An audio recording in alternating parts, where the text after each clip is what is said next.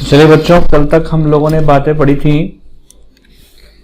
Types of shares के बारे में। और मैंने आप लोगों को बताया था दो टाइप के शेयर्स होते हैं, एक होते हैं इक्विटी शेयर्स और एक होते हैं प्रेफरेंस शेयर्स। तो टाइप्स ऑफ शेयर्स पढ़ लिए थे अपन ने। पहला इक्विटी शेयर्स और दूसरा हमने पढ़ा था प्रेफरेंस शेयर्स। Preference shares. तो चलिए बच्चों, आज हम इक्विटी और प्रेफरेंस शेयर्स के बारे में कुछ बातें लिखेंगे। और सबसे पहले हम बात करते हैं प्रेफरेंस शेयर्स के बारे में। तो आप लिखें प्रेफरेंस शेयर्स क्या होते हैं, और फिर लिखवाऊंगा इक्विटी शेयर्स क्या होते हैं, और फिर दोनों का डिफरेंस करेंगे अपन। अब देखिए, नाम से ही बात है, प्रेफरेंस शेयर। प्रेफरेंस, इनको प्रेफरेंस मिलती है। किस बात की प्रेफरेंस मिलती है? इस चीज की प्रेफरेंस मिलती है कि at the time of winding up of the company, यानी जब कंपनी वाउंड अप होगी, जब कंपनी बंद होगी, उस समय जब कंपनी अपने असेट्स डिस्ट्रीब्यूट करती है, असेट्स को बेचती है और पे ऑफ करता है, सबको पे ऑफ करती है जब कंपनी, तो जब कंपनी अपनी सारी एसेट्स का डिस्ट्रीब्यूशन करती है, तो उस समय प्रेफरेंस शेयर्स को इक्विटी शेयर्स से पहले प्रायोरिटी मिलती है, इसलिए हम इसको प्रेफरेंस शेयर्स बोलते हैं। तो लिखें प्रेफरेंस शेयर्स आर दोज, लिखें preference shares are those which carry the following two rights, which carry the following two rights। ठीक है, first, they have right to receive dividend, they have right to receive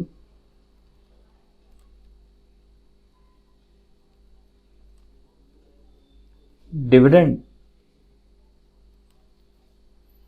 at a fixed rate, at a fixed rate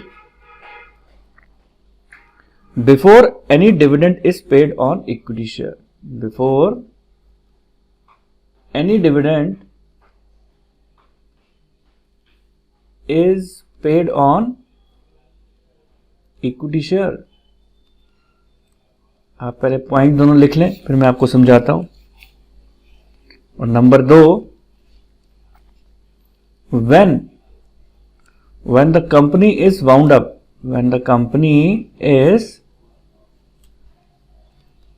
wound up मतलब होता है बंद होना, at the time of liquidation, liquidation का मतलब भी बंद होना होता है, they have a right to the return of capital, they have a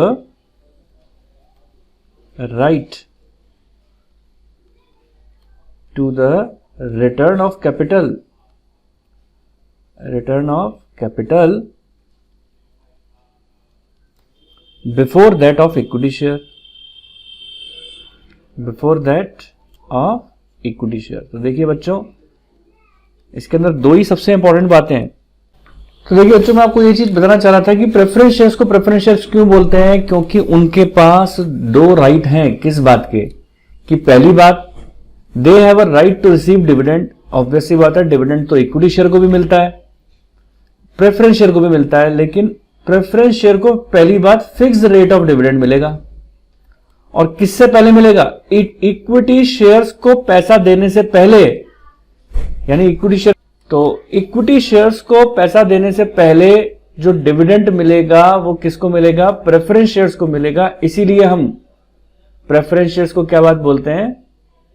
इसलिए हम प्रेफरेंस शेयर्स को प्रेफरेंस शेयर्स बोलते हैं, क्योंकि उनको प्रेफरेंस मिलती है इक्विटी से पहले।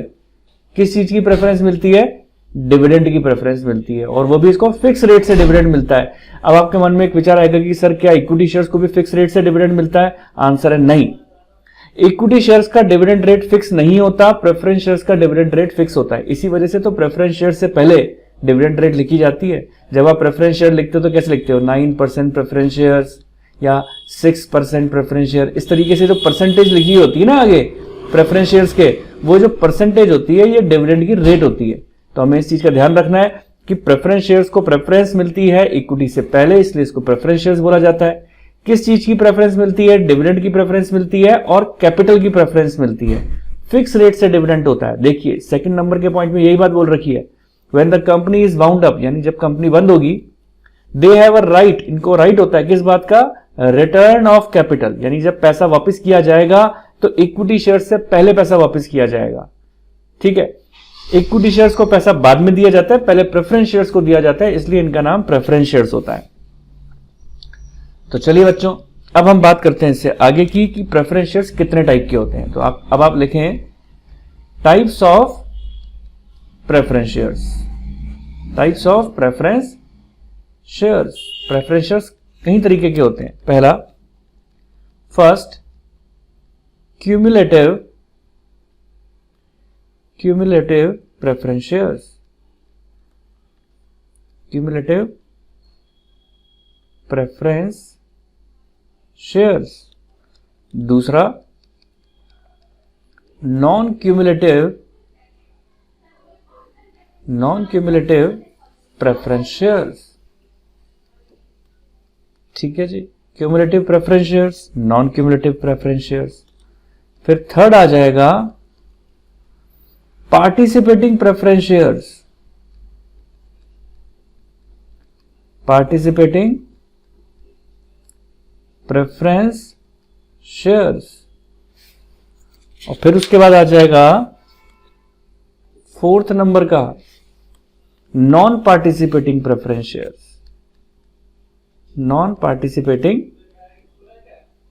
Preference shares. फिर लिखें आगे आप, फोर्थ के बाद फिफ्थ नंबर का लिखें redeemable preference shares. Redeemable preference shares. आगे लिखें सिक्स्थ नंबर का irredeemable preference shares. Irredeemable preference shares. फिर लिखें सेवेंथ नंबर का convertible preference shares. Convertible preference shares. और एट्थ नंबर का लिखें, एट्थ नंबर में आप लिखें नॉन कन्वर्टेबल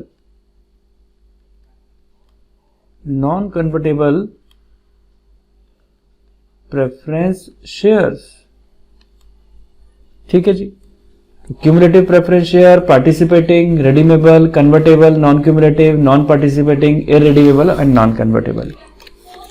तो देखिए बच्चों, अब आती है बात यहां पर कि एक बार के लिए हम लोगों को, क्योंकि आपके क्वेश्चन टर्म वाइज जो पेपर होना है अभी आपका टर्म 1 का, तो उसके अंदर अब आपके मल्टीपल चॉइस क्वेश्चन आने हैं, तो मे बी पॉसिबल कि किसी भी पॉइंट पर आपके मल्टीपल चॉइस क्वेश्चन आ जाए। तो हमें अब क्या काम करना है? हमें ये जितने भी प्रेफरेंस शेयर्स मैंने आपको बात बताए, इनके बारे में थोड़ा इंट्रोडक्टरी आपको बात पता होना चाहिए कि क्यूमुलेटिव प्रेफरेंस शेयर किसे कहते हैं, नॉन क्यूमुलेटिव किसे कहते हैं, पार्टिसिपेटिंग, नॉन पार्टिसिपेटिंग, इन सब चीजों के बारे में आपको पता होना चाहिए एटलीस्ट शॉर्ट समरी में। तो अब आप लिखना चालू करें सबसे पहले कि क्यूमुलेटिव प्रेफरेंस शेयर्स हम किसे कहते हैं। Cumulative preference shares. तो सबसे पहले देखिए बच्चों, मैं आपको इसको लिखवाने से पहले एक बात समझाना चाहता हूं कि क्यूमुलेटिव प्रेफरेंस शेयर्स क्या होता है। कंपनी के पास प्रॉफिट होगा तो ऑब्वियस सी बात है डिविडेंड का डिस्ट्रीब्यूशन होगा, लेकिन मान के चलिए अगर किसी ईयर में कंपनी के पास अगर प्रॉफिट नहीं हुआ तो डिविडेंड लैप्स नहीं होगा। जिस ईयर में प्रॉफिट नहीं हुआ, अगर आपके पास क्यूमुलेटिव प्रेफरेंस शेयर्स हैं तो वो डिविडेंड, तो ऐसी स्थिति के अंदर वो डिविडेंड आपका नेक्स्ट ईयर के अंदर फॉरवर्ड हो जाता है। तो ऐसे प्रेफरेंस शेयर्स को हम क्यूमुलेटिव प्रेफरेंस शेयर्स कहते हैं। तो चलिए लिख के देखते हैं इसको। लिखें cumulative preference shares are those preference shares, cumulative preference shares are those preference shares the holder of which are entitled to recover, the holder of which are entitled to recover the arrears of preference shares. The arrears of preference shares. Arrears of preference dividend. पहले लिख लें, फिर line to line समझा देता हूं. Arrears of preference dividend. Before any dividend is paid on equity share. Before any dividend. Before any dividend is paid on equity share. Is paid on. This means that if in any year the profits of a company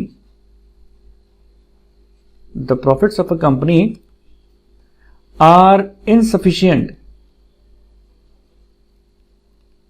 the profits of the company are insufficient to pay dividend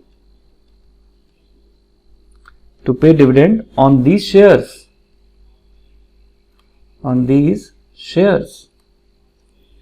the dividend keeps on accumulating,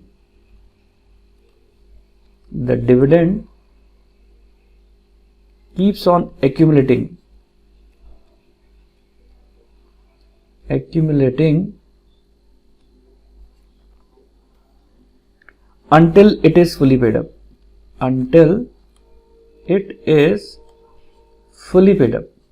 तो देखिए बच्चों, जो बातें मैंने अभी आपको समझाई थी वही बात मैंने आपको लिखवाई है कि क्यूमुलेटिव प्रेफरेंस शेयर्स वो प्रेफरेंस शेयर्स होते हैं कि अगर इन केस की कंपनी के पास सफिशिएंट प्रॉफिट ना होने की वजह से अगर डिविडेंड पेमेंट नहीं कर पाती है, तो ऐसी स्थिति के अंदर वो डिविडेंड आपका एक्यूमुलेट होता चला जाता है ईयर टू ईयर आपका एक्यूमुलेटेड होता चला जाता है जब तक कि वो डिविडेंड आपका पे ऑफ पूरा ना हो जाए. और जिस दिन कंपनी के पास सफिशिएंट प्रॉफिट होता है उसी ईयर के अंदर कंपनी जो है वो अपना पुराना वाला और उस ईयर का डिविडेंड पे ऑफ करती है. और मान के चलिए अगर प्रॉफिट सफिशिएंट नहीं हो पाया तो तब तक एक्यूमुलेट होता चला जाएगा ईयर टू ईयर. तो यही बात मैंने यहां पर लिखवाई है.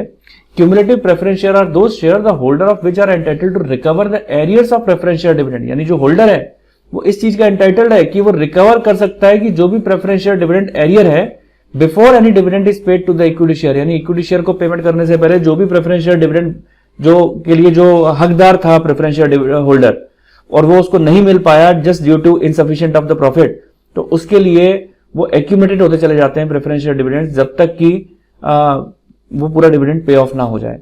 This means that if in any year the profit of the company are insufficient to pay off the dividend, यानी कंपनी के अगर प्रॉफिट अगर इनसफिशिएंट है डिविडेंड को पे ऑफ करने के लिए, on these share the dividends are keep on accumulating until it is fully paid up. तो keeps on accumulating लिख दिया कि वो ईयर टू ईयर एक्यूमुलेट होते चले जाते हैं जब तक वो पेमेंट ना हो जाए. अब बात यहां पर आती है कि अब आप बोलेंगे सर क्यूमुलेटिव प्रेफरेंस शेयर का मीनिंग तो हमें समझ में आ गया, क्या नॉन क्यूमुलेटिव प्रेफरेंस शेयर किसकी ऑपोजिट होते हैं? बिल्कुल. नॉन क्यूमुलेटिव का मतलब यह है कि जहां पर ऐसे प्रेफरेंस शेयर होल्डर जिनका डिविडेंड अगर सफिशिएंट प्रॉफिट नहीं है और सफिशिएंट प्रॉफिट ना होने की वजह से अगर वो आप डिविडेंड पे नहीं कर पाती है कंपनी, तो वो लैप्स हो जाते हैं, वो अगले साल में एक्यूमुलेट नहीं होते. तो ऐसे प्रेफरेंस शेयर होल्डर्स अगर आपके पास हैं, अगर आप non cumulative preference share holder हैं, तो आपका जो डिविडेंड है अगर कंपनी के पास सफिशिएंट प्रॉफिट ना होने की वजह से वो पेमेंट नहीं कर पाए हैं तो फिर वो एक्यूमुलेट नहीं हो पाएंगे, वो आगे की ओर ट्रांसफर नहीं हो पाते अगले ईयर्स के अंदर. तो चलिए इसके बारे में भी हम लिख लेते हैं. तो सेकेंड नंबर में लिखें आप non cumulative preference shares.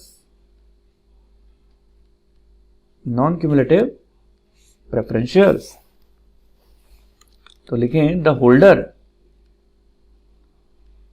holders of such shares get a fixed amount of dividend. out of profits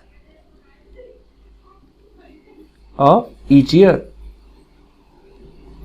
out of profits of each year. If no dividend is declared, if no dividend is declared in any year, due to any reason, such shareholder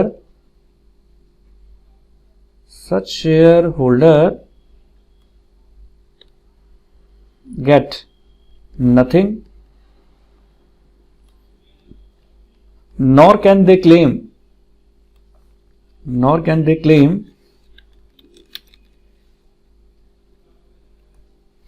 unpaid dividend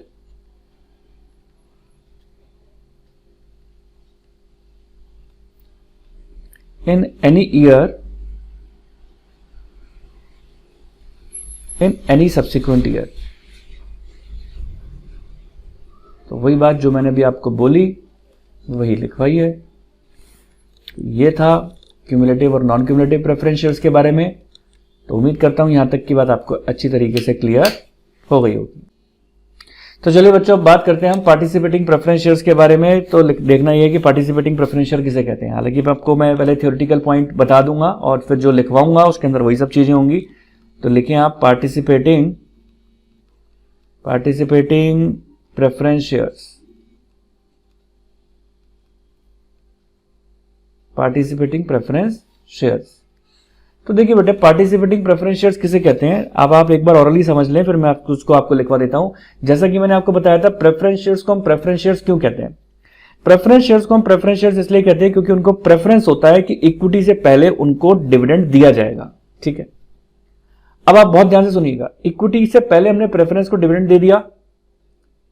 अब अगर preference share participating preference shares हैं, अगर preference shares participating preference shares हैं, तो equity को dividend देने के बाद, इक्विटी को पेमेंट करने के बाद स्टिल अगर कुछ पैसा सरप्लस बचता है, मेरे से बात फिर सुनिए, इक्विटी को डिविडेंड देने के बाद अब भी स्टिल अगर कोई सरप्लस बचता है, तो ऐसी स्थिति के अंदर अगर preference share participating preference shares हैं, तो पार्टिसिपेटिंग प्रेफरेंस शेयर्स को इक्विटी के बाद डिविडेंड एक्स्ट्रा अगर सरप्लस है तो दे दिया जाता है। तो उसे हम बोलते हैं पार्टिसिपेटिंग प्रेफरेंस शेयर्स। मैं फिर से रिपीट करता हूं, इक्विटी शेयर्स से पहले प्रेफरेंस शेयर्स को हम डिविडेंड देते हैं, हमने दे दिया, इक्विटी को डिविडेंड दे दिया, स्टिल कोई सरप्लस बचता है और अगर preference share participating preference shares हैं, तो ऐसी स्थिति के अंदर हम प्रेफरेंस शेयर्स को फिर से डिविडेंड देते हैं। तो ऐसे प्रेफरेंस शेयर को हम पार्टिसिपेटिंग प्रेफरेंस शेयर्स कहते हैं। तो लिख लीजिए, सच शेयर्स इन एडिशन टू, लिखें सच shares in addition to fixed preference share dividend, in addition to fixed preference dividend,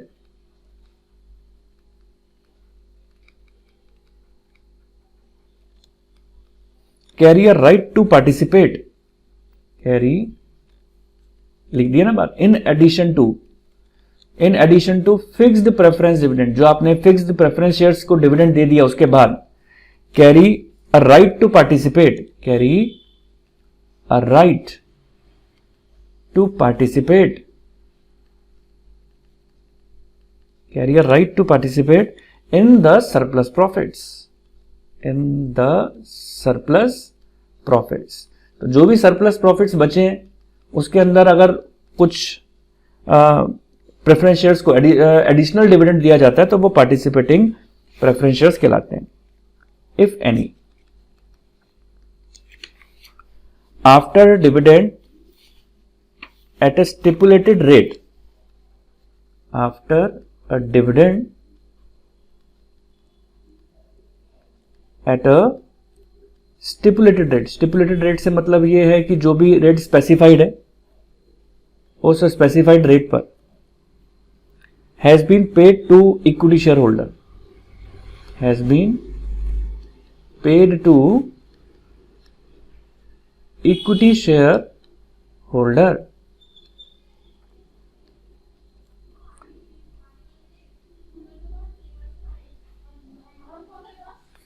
Similarly, in the event of winding up, in the event of winding up, in the event of winding up, if after paying both, if after paying both preference and equity shareholders, preference and equity shareholder, equity shareholder, there is still some surplus left. There is still some surplus left. Such shareholders are entitled to receive, such shareholders are entitled to receive a predetermined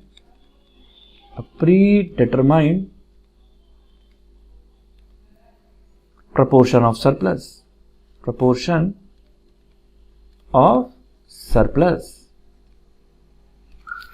तो देखिए बच्चों, मैंने ये बात लिखवाई है जो मैंने आपको, मैं फिर एक बार रिपीट करता हूं, फिर इस पॉइंट को मैं सारे पढ़ूंगा। मैंने बताया था जो भी आप प्रेफरेंस शेयर्स को फिक्स रेट ऑफ डिविडेंड देते हैं इक्विटी शेयर से पहले, हमने उनको दिया, उसके बाद हमने इक्विटी शेयर्स को डिविडेंड दे दिया, स्टिल अगर कुछ सरप्लस बचता है प्रेफरेंस के फिक्स और इक्विटी शेयर होल्डर को डिविडेंड देने के बाद, अब अगर पार्टिसिपेटिंग प्रेफरेंस शेयर हैं तो उनको स्टिपुलेटेड रेट जो भी उनकी है उससे हम उनको डिविडेंड देते हैं। तो ऐसे प्रेफरेंस शेयर होल्डर्स को हम क्या बोलते हैं? Participating preference share holder. क्यों? क्योंकि उनको स्टिल सब कुछ डिविडेंड पेमेंट करने के बाद भी अगर कुछ हिस्सा दिया जाता है, एडिशनल डिविडेंड दिया जाता है, तो वो पार्टिसिपेटिंग प्रेफरेंस शेयर होल्डर कहलाते हैं। यही बात यहां पर लिखी है, such shares in addition to fixed preference dividend carry a right to participate in the surplus profit if any after a dividend at a stipulated rate has been paid to the equity share holder. तो ये बात खत्म हो गई, यहां तक सारी बात कह दी गई है। Similarly in the event of winding up के दौरान भी if after paying both preference and equity share, यानी वाइंडिंग अप के टाइम पर भी इक्विटी और प्रेफरेंस शेयर्स को पेमेंट करने के बाद there is a still surplus left, अगर अब भी कोई सरप्लस लेफ्ट रहता है, such share holders are entitled to receive predetermined portion. ऐसी स्थिति के अंदर उस सरप्लस प्रॉफिट में अब भी डिविडेंड पाने के अगर वो हकदार होते हैं तो वो पार्टिसिपेटिंग प्रेफरेंस शेयर कहलाते हैं। हालांकि कुछ बच्चों के मन में एक सवाल ये जरूर उठ रहा होगा कि सर ये आपने थ्योरी कुछ ज्यादा ही डिटेल में पढ़ा दी। बेटे मैं बच्चों फिर बात बताना चाहता हूं कि देखो क्या होता है, जितनी थ्योरी आप डिटेल में पढ़ेंगे उतना ही आप कंफर्टेबल हो जाएंगे अपने एग्जाम्स के अंदर। कुछ बच्चे कहते हैं, अब कुछ बच्चों की धारणा ऐसी हो गई, शुरुआत में तो बच्चों की धारणा ऐसी थी कि नहीं जी मल्टीपल चॉइस क्वेश्चंस हैं, कुछ भी नहीं है, अक्कड़ बक्कड़ बम्बे वो खेलेंगे और टिक लगाकर आ जाएंगे। है क्या उसमें? 4 ऑप्शन है, आराम से टिक लगा के आ जाने। लेकिन जैसे आपके अपने अपने स्कूल्स के एग्जाम्स दिए, आपने देखे, आपके जो यूटीज हुए उसमें आपने देखा कि जब सामने क्वेश्चन पेपर आया, सीबीएसई ने भी अपना सैंपल पेपर इशू किया, तो आपने देखा कि नहीं जी जितना आसान समझा था उतना आसान है नहीं। तो मेरी जो आप लोगों को सजेशन है वो यही है कि जितना कंसेप्ट की क्लैरिटी करोगे, जितना डिटेल में पढ़ोगे, चाहे थ्योरी है या प्रैक्टिकल है, उतना एग्जाम में आप कंफर्टेबल हो जाओगे। आज टाइम जरूर लग जाएगा थ्योरी पढ़ने में, लेकिन स्टिल जब आपके एग्जाम में क्वेश्चंस आएंगे तो ये सारी बातें आपने जब पढ़ी हुई होंगी कि क्या मतलब होता है पार्टिसिपेटिंग का, क्या मतलब होता है क्यूमुलेटिव का, तो वहां पर चाहे असर्शन रीजन के क्वेश्चन आए, चाहे कोई कंसेप्चुअल क्वेश्चन आए, आप उसको इजीली हैंडल कर पाएंगे। तो इसलिए पेशेंस बना के रखें और अपना पूरा जितनी थ्योरी में लिखवा रहा हूं, जितनी थ्योरी में समझा रहा हूं, उस पूरी थ्योरी को देखते चले जाएं, लिखते चले जाएं, समझते चले जाएं। जब एग्जाम होगा तो आप लिटरली कंफर्टेबल फील करेंगे। तो चलिए बच्चों, इसी के साथ अब हम लोग 4th नंबर का अपना पॉइंट लिखते हैं, नॉन पार्टिसिपेटिंग प्रेफरेंस शेयर। तो देखिए बच्चों, कुछ बातें तो ऐसी हैं कि जिसके अंदर आपने जब पार्टिसिपेटिंग प्रेफरेंस शेयर पढ़ लिया तो आपको नॉन पार्टिसिपेटिंग समझ में आ गया। इसी तरीके से ऑब्वियस सी बात है, जो पार्टिसिपेटिंग नहीं है वो नॉन पार्टिसिपेटिंग है। इसी तरीके से अगर जैसे आपने क्यूमुलेटिव समझ में आपने पढ़ लिया तो आपको नॉन क्यूमुलेटिव समझ में आ गया। ऐसी जब आप रिडीमेबल पढ़ लोगे तो आपको नॉन रिडीमेबल समझ में आ जाएगा। कन्वर्टेबल पढ़ लोगे तो आपको नॉन कन्वर्टेबल समझ में आ जाएगा। तो चलिए बच्चों, अब बारी आती है हमारी इसमें रिडीमेबल। अब हमारी बारी आ रही है रिडीमेबल प्रेफरेंस शेयर्स के ऊपर। तो आप लोग हेडिंग डालें redeemable preference shares. Redeemable preference shares, अब क्या होता है रिडीमेबल प्रेफरेंस शेयर? देखो, रिडीमेबल मतलब होता है रीपेमेंट करना। रिडीमेबल का मतलब क्या है? रीपेमेंट करना। जैसे डिवेंचर्स होते हैं वो हमेशा रिडीमेबल होते हैं, ऐसी प्रेफरेंस शेयर्स की एक कैटेगरी होती है रिडीमेबल नाम की। आपने प्रेफरेंस शेयर्स इशू किए, आपने से मतलब है कंपनी से मतलब, अगर कंपनी ने प्रेफरेंस शेयर्स इशू किए, अब according to the terms and condition 4 साल बाद, 5 साल बाद, 10 साल बाद, जो भी इसमें टर्म्स एंड कंडीशंस हैं, जैसे एग्जांपल के तौर पे हम लेके चलते हैं कि स्टिपुलेटेड पीरियड 5 साल का था। 5 साल बाद कंपनी क्या काम करेगी? उस प्रेफरेंस शेयर्स का पैसा रीपेमेंट कर देगी और अपने शेयर वापस ले लेगी। यानी इशू के टाइम पर क्या हुआ था? इशू के टाइम पर हुआ था शेयर दिए थे शेयर होल्डर को और पैसा लिया था। अब 5 साल बाद क्या होगा? वो स्टिपुलेटेड पीरियड मैंने 5 साल मानता हुआ चल रहा हूं, redeemable period. After 5 year company क्या काम करने वाली है? अब पैसा वापस कर देगी और शेयर अपने ले लेगी। तो उसको हम कहते हैं रिडीमेबल होना। तो अगर प्रेफरेंस शेयर्स आपके रिडीमेबल नाम की कैटेगरी के हैं तो कंपनी क्या काम करने वाली है? शेयर्स का पैसा वापस कर देगी और अपने शेयर वापस ले लेगी। ठीक है, तो रीपेमेंट कर देगी शेयर्स का।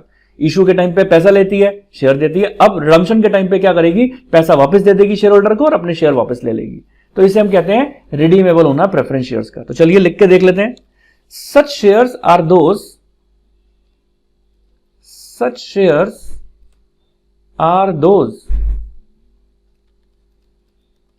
which will be repaid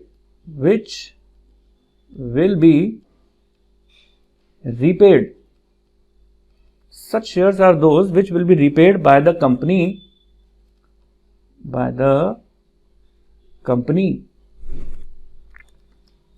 within a stipulated period, within a stipulated period, in accordance with the term of issue, in accordance with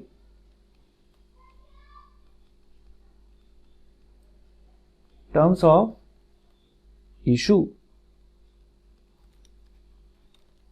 and the fulfillment of certain condition, and the fulfillment of certain conditions,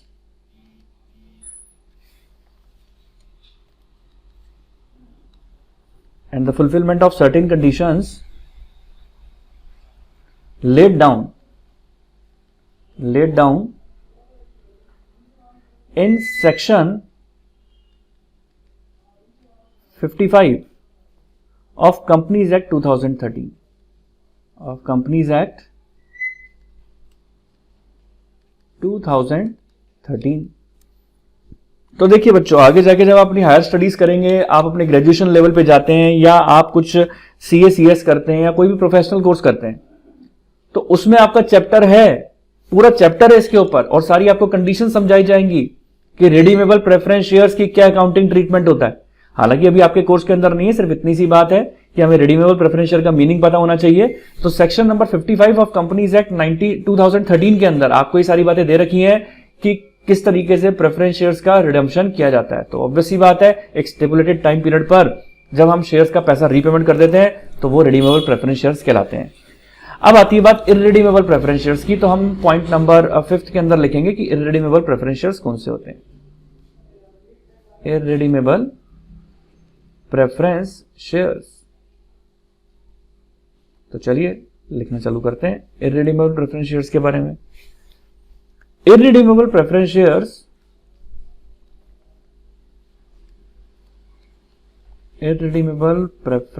shares are those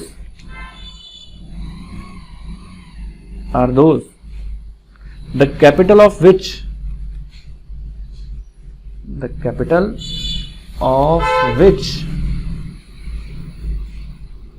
cannot be refunded before winding up, cannot be refunded before winding up, यानी winding up से पहले जिनकी capital आपको repayment नहीं करनी होती, वो redeemable preference share कहलाते हैं। अब देखिए बच्चों, बात आती है पॉइंट नंबर 6 की, कन्वर्टेबल प्रेफरेंस शेयर। ऐसे प्रेफरेंस शेयर जो कन्वर्ट कर दिए जाते हैं इक्विटी शेयर्स के अंदर, वो कन्वर्टेबल प्रेफरेंस शेयर्स कहलाते हैं। जिसको कन्वर्ट किया जा सकता है तो वो कन्वर्टेबल प्रेफरेंस शेयर्स होते हैं, और जिनको नहीं किया जा सकता वो नॉन कन्वर्टेबल है। ठीक है जी, तो लिखना चालू करें। Holder of these shares, holder of these shares, holder of these shares have a right to get their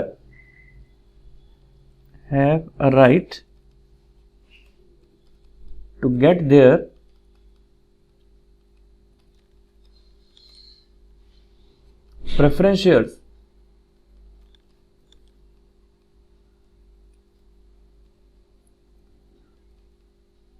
converted to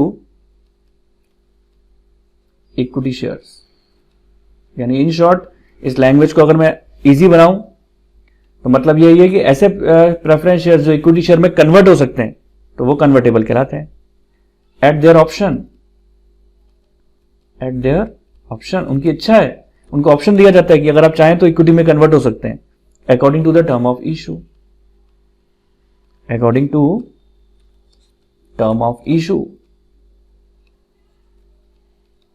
ठीक है जी, अब आप लिखें इसमें, 5th के बाद 6th हो गया, 6th के बाद 7th नंबर का पॉइंट, नॉन कन्वर्टेबल। अब नाम से पता लग रहा है जिसको कन्वर्ट नहीं किया जा सकता वो नॉन कन्वर्टेबल है। नॉन कन्वर्टेबल प्रेफरेंस शेयर्स, तो लिखना चालू करें। When the holder of preference share, when the holder of preference shares, when the holder of preference share have not been conferred, have not been conferred the right of getting their